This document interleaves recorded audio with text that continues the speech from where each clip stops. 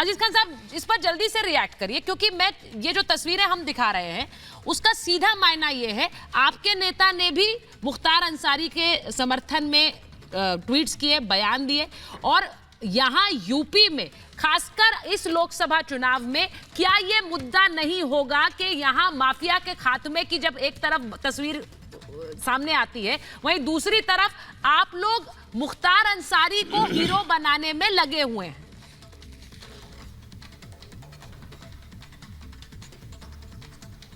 देखिए सुचरिता जी, लगातार आप भी और शिवम भी ये बार बार कह रहे हैं कि साहब माफिया का खात्मा हो रहा है, कानून व्यवस्था दुरुस्त है।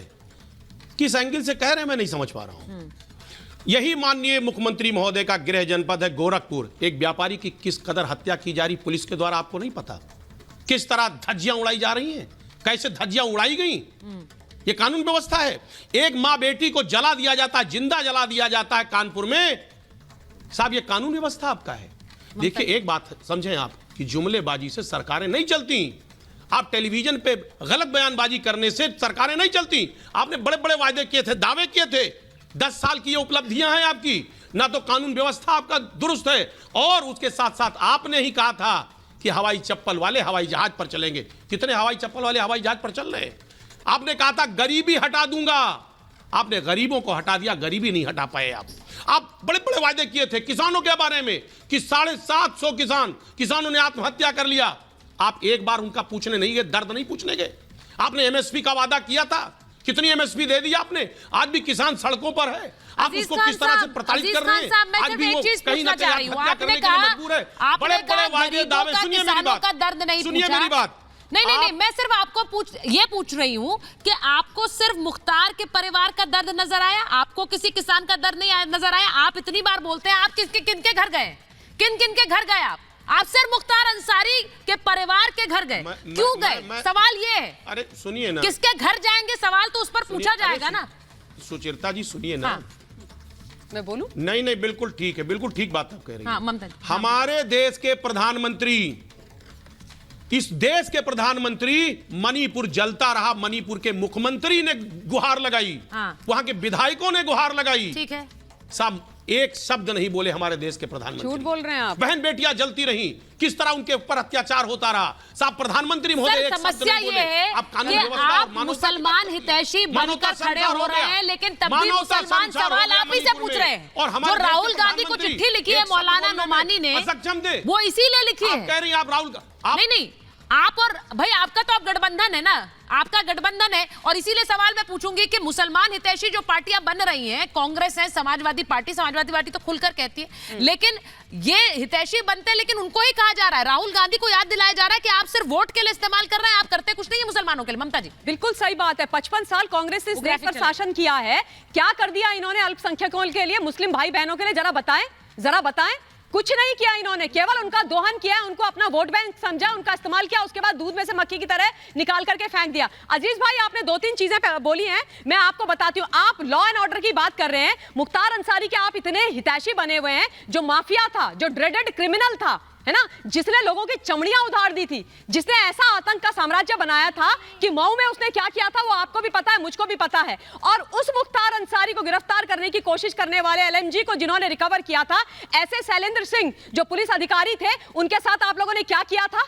उनको आप लोगों ने गिरफ्तार कर लिया, उनको आपने दर-दर की ठोकरें खवा दी, ये हालत कर दी कि उनकी नौकरी खा गए आप लोग, नौकरी से आप लोगों ने निकाल दिया। और आप लॉ एंड ऑर्डर की बात करते हैं, आप क्या कहते हैं, ये बात कर रहे हैं आज की, हमने बहुत अच्छा अपने समय पर किया था। दूसरी जरूरी बात मैं आपको बता देना चाहती हूं, आपने किसानों के बारे में बात करी, मैं आपको अजीज भाई एक आंकड़ा दे रही हूं, कृपया करके ढूंढिएगा, अभी भी गूगल करिएगा। इस देश के अंदर अगर सबसे ज्यादा आत्महत्याएं भारतवर्ष के अन्नदाताओं ने कभी करी है तो वो यूपीए के समय पर करी है। और उस समय कौन थे हमारे कृषि मंत्री?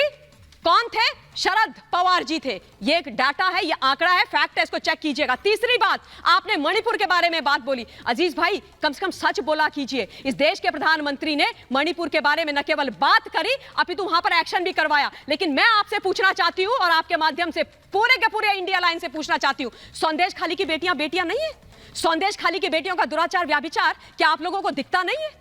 क्या आप लोगों को यह नहीं लगता कि वहां पर बैठा हुआ वो क्रिमिनल जो उठा करके ले जाता था बेटी बहुओं को घर से, उसके बारे में आप लोगों को कुछ बोलना चाहिए था? उसको तो बचाया जा रहा था, उसकी गिरफ्तारी को छुपाया जा रहा था। बताइए ना अजीज भाई, इन पर जवाब दीजिए आप, जवाब दीजिए आप। मैं एक और बड़ी खबर बताना चाहती हूँ, जरा चलवाइए कि किस तरह से राहुल गांधी जो वायनाड से चुनाव लड़ रहे हैं, भले ही वहां पर एक विभाजन है इंडी गठबंधन में, क्योंकि वहां पर एनी राजा भी चुनाव लड़ रही है लेफ्ट के टिकट पे, लेकिन राहुल गांधी जो चुनाव लड़ रहे हैं, जरा वो ग्राफिक चलाइए चेतन, जिसमें सीधे सीधे अपनी जानकारी जरा दर्शकों को ये देना चाहती हूं कि वहां वायनाड से एसडीपीआई ने खुलकर समर्थन का ऐलान कर दिया है राहुल गांधी के लिए।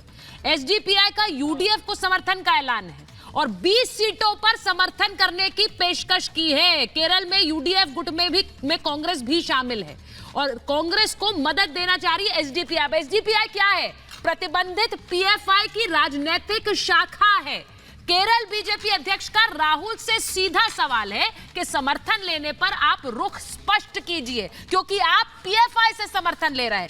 एसडीपीआई खुलकर राहुल गांधी को और कांग्रेस को सपोर्ट कर रही है। अब सवाल दुष्यंत जी इसमें यह है कि यहां पर पीएफआई जो कि एक बैंड ऑर्गेनाइजेशन है, उसका समर्थन राहुल गांधी को, उसका समर्थन कांग्रेस को, वो पीएफआई जो खुलकर इस्लामिक राज्य, इस्लामिक कंट्री और हिंदुओं के कत्लेआम की बात करती है, वो बैंड ऑर्गेनाइजेशन का राजनीतिक विंग आपको सपोर्ट क्यों कर रहा है?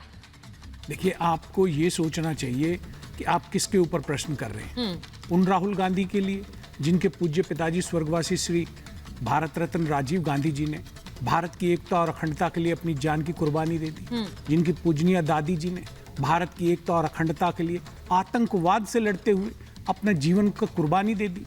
आप उनके ऊपर ऐसे सवाल उठा, राहुल गांधी से सवाल नहीं पूछ सकते? इंडिया अलायंस, अरे बिल्कुल आप नहीं पूछ सकते। राहुल गांधी से सवाल आप एक बात बताइए, आप सीधा ऐसा सवाल करेंगे कि कोई प्रतिबंधित संगठन राहुल गांधी को समर्थन दे रहा है, ऐसे ही बिना किसी कोई प्रमाणिक जानकारी है? कोई प्रमाणिक जानकारी नहीं है आपके पास। और इंडिया अलायंस के गठबंधन से राहुल गांधी साहब चुनाव लड़ रहे हैं, तो आप कौन सा यूडीआई यूडीएफ की बात कर रहे हैं? कोई अस्तित्व नहीं है। इंडिया अलायंस, यूडीएफ के बारे में नहीं पता आपको? क्या बिल्कुल मुझे पता है। वो उसका विसर्जन कब का हो चुका? कांग्रेस पार्टी, आज कांग्रेस पार्टी के समर्थन में इंडिया अलायंस के जब लेफ्ट के खिलाफ आप लड़ रहे हैं, लेफ्ट जिनकी बात कर रही है वो तो आमने सामने का चुनाव हो रहा है वहां। तो आमने सामने का चुनाव का क्या मतलब है? आप एक तरफ हाथ जोड़कर, हाथ पकड़कर खड़े हो जाते हैं कि हम साथ साथ हैं, और फिर एक दूसरे के खिलाफ चुनाव लड़ते हैं, तो फिर सपोर्ट की भी जरूरत है आपको उस चुनाव जीतने की। आपको क्या लग रहा है राहुल गांधी जीतेंगे, यानी राजा जीतेंगे? राहुल गांधी देश के सर्वाधिक लोकप्रिय लीडर हैं। हाँ। वो जीत के आएंगे, आप देख लीजिए। वो जीत कर आ रहे हैं। मैं नहीं, इस पर मैं जरा चाहती हूँ शिवम, जिस तरह एसडीपीआई ने सपोर्ट का ऐलान किया है, अभी दुष्यंत नागर जी इज इन डिनायल। वो कह रहे हैं कि किसने कर दिया, कैसे पता चल गया? एसडीपीआई खुलकर कांग्रेस पार्टी को समर्थन की बात कर रही है, पीएफआई बैंड ऑर्गेनाइजेशन है। मैं फिर याद दिला रही हूँ अपने दर्शकों को। जी, सबसे पहले तो सुचारिता जी मैं एक चीज कहना चाहता हूं कि उन्होंने कहा कि देखिए राहुल गांधी जी की दादी जी जो हैं उन्होंने इस देश के लिए जो है अपनी जान दे दी। बिल्कुल ठीक बात है। पिताजी, बिल्कुल ठीक बात है। मैं मानता हूं इस देश के 2 प्रधानमंत्री गए और ये बहुत ही दुख की बात है। और इस वजह से मतलब राहुल गांधी जो चाहे कर सकते हैं, वो ऐसा तो उसके लिए तो एंटाइटल नहीं है। कल वो कहें कि मेरे परिवार में से लोग शहीद हुए तो मुझे प्रधानमंत्री बना दो, ऐसा नहीं हो सकता भाई। और एसडीपीआई की जहां तक बात है, क्लियर है, एसडीपीआई ने आकर ओपनली कहा है कि वायनाड में हम राहुल गांधी 2009 में ग्रहण कर सकते थे। अरे आज 2024 है। शुभम जी, थोड़ा पिछली जानकारी भी याद है। पहले तो उनका नाम शिवम है, शुभम नहीं है। दूसरी बात यह है कि अब एक एक करके और बात बताना चाहता हूं, उनको भी तो बोलने नहीं दीजिए। प्रधानमंत्री के अनेक दावेदार आपके यहाँ हैं। प्लीज इंडिया अलायंस में प्रधानमंत्री पद को लेकर कोई मारामारी नहीं है। आप लोगों ने सरेंडर कर दिया अरविंद केजरीवाल को, का चयन करेंगे। केजरीवाल को सरेंडर कर दिया आपने। ममता बनर्जी भी ऐसे नाराज है। ठीक है शिवम, कंप्लीट करिए। हाँ, मैं स्काइप पे हूं इसलिए मेरा फायदा ना उठाया जाए। मैं सिर्फ एक ही चीज कहना चाहता हूं कि बहुत साफ बात है कि जो एसडीपीआई ने आपको समर्थन के लिए वायनाड पर ओपनली आकर कहा है, अगर आपको इस देश में एक बैंड ऑर्गेनाइजेशन जिसको कोट अनकोट आतंकवादी संगठन से जोड़कर देखा जाता है, अगर उसका समर्थन नहीं चाहिए तो आकर ओपनली कहिए ना। इमरान खान ने पिछले चुनाव में कहा था भाजपा जीत जाएगी, हमारे लिए अच्छा है, तो वो क्या भारतीय जनता पार्टी को पाकिस्तान का समर्थन था? आप ऐसा बिल्कुल नहीं, कुछ भी बोल देते हैं, कुछ भी कह देते हैं। देखिए दुष्यंत जी, देखिए मुझे सिर्फ ये लगता है कि जो लोग डिबेट्स में आते हैं, दुष्यंत जी, वो जानकारी रखते हैं और आप जानकारी हमेशा रखते हैं। नहीं Dushyant ji, it is not between you and Shivam. मुझे